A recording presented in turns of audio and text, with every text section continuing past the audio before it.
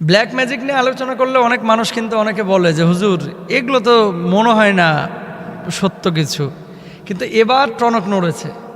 বাংলাদেশে এই ধরনের ঘটনাগুলো অতীতে খুব কমই দেখা গেছে। আপনারা কুড়িগ্রামে সম্ভবত দেখেছেন, যমুনা টেলিভিশন না কে যেন নিউজও করলো, পুতুলের মধ্যে 101টা সুই ঢুকাইছে। এই সুই ঢুকিয়ে বাড়ির ইয়াতে উঠানে ফেলে রেখেছে, ছোট্ট বাচ্চা পেয়েছে। পুতুল মনে করে বাড়ির কাছে নিয়ে গেছে, গোটা এলাকা তোলপাড়। শুনেন, আপনাদেরকে একটা কথা বলি, এদেশে চোরের বিচার আছে, ডাকাতের বিচার আছে, ধর্ষণকারীর বিচার আছে, চুরি করলে বিচার আছে, খুন করলে বিচার আছে। এই ধরনের পাপগুলো যারা করে, এই যে ব্ল্যাক ম্যাজিক, আপনি জানেন যে মানুষকে গুলি করে হত্যার চাইতেও এটা কষ্ট দেয় বেশি। কারণ ডাক্তার রোগ ধরতে পারে না, মাথা ঝিমঝিম করে, শরীরে অস্বস্তি, ঘুম হয় না, খাবার ভাল লাগে না, বাচ্চা কাচ্চা ভাল লাগে না, বিয়ে শাদী ভাল লাগে না, সন্তানতি ভাল, এত মারাত্মক ক্ষতি করে এই ব্ল্যাক ম্যাজিক।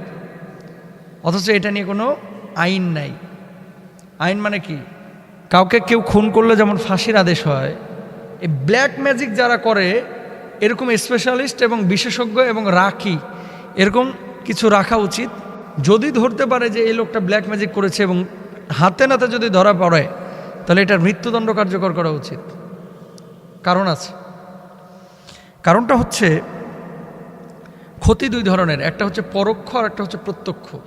কেউ কেউ দেখবেন খাবারের মধ্যে ফরমালিন দেয়, আছে না, বিষ দেয়, দিয়ে খাবারটাকে লাল করছে, আমটাকে লাল করছে, টমেটোটাকে লাল করছে।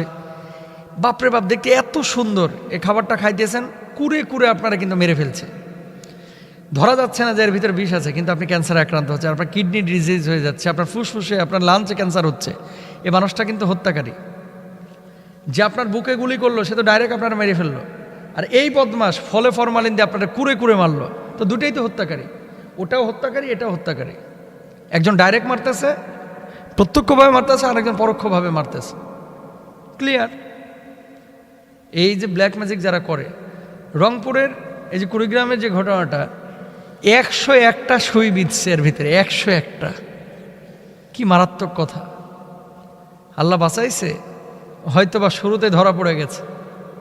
এটা যদি জায়গা মতো সে গেঁথে দিতে পারতো, আর যদি কন্টিনিউয়াস এরকম থেকে যেত। আল্লাহ রাসূল সাল্লাল্লাহু আলাইহি ওয়াসাল্লামকে অসুস্থ করে ফেলেছে। আপনি কি মনে করতেছেন 6টা মাস আল্লাহ রাসূল অসুস্থ ছিলেন? কোনো কিছু নবীজির ভাল লাগে না, কোনো কিছু ভাল লাগে না। ইয়াহুদি এক দুষ্টের মাধ্যমে নবীজির কিছু চুল, এই চুলের অংশ, এটা নিয়ে খেজুরের কাণ্ডের মধ্যে এই ব্ল্যাক ম্যাজিক করে ফেলে রেখেছিল। কিচ্ছু ভাল লাগে না নবীজির, অসুস্থ হয়ে যাচ্ছে। আল্লাহ তাআলা জিবরিল আমিনের মাধ্যমে আল্লাহ নবীকে জানাইলেন কিছু একটা হয়েছে, সেটা হচ্ছে এই, আপনি সাহাবীদেরকে পাঠান। সাহাবীদেরকে পাঠানো হলো, আলী রাদিয়াল্লাহু তাআলা আনহু সম্ভবত সঙ্গে ছিলেন। ওই কূপের মধ্যে জিবরিল আমিন যেখানে বলেছিলেন, ওই কূপের মধ্যে আসলে হাত দিয়ে পরে খেজুরের কাণ্ডটাকে তুলে নিয়ে আসলেন। নিয়ে আসার পরে দেখলেন একটা দুইটা না, 11টা গিট্টি দেওয়া হয়েছে, 11টা, নবীজিকে অসুস্থ করার জন্য। আল্লাহ নবী সাল্লাল্লাহু আলাইহি ওয়াসাল্লাম তখন কি করলেন? দোয়া করলেন যে আল্লাহ আপনি আমাকে সুস্থ করেন। আল্লাহ রাব্বুল আলামিন সূরা ফালাক নাস নাজিল করলেন। নবীজি আমল করলেন, তেলাওয়াত করলেন, সাহাবীরা আমল করলেন। কুল আউযু বিরাব্বিল ফালাক যেমনি বলতেছেন, একটা গিট্টি খুলে যাচ্ছে। কুল আউযু বিরাব্বিন নাস বলছেন, একটা গিট খুলে যাচ্ছে।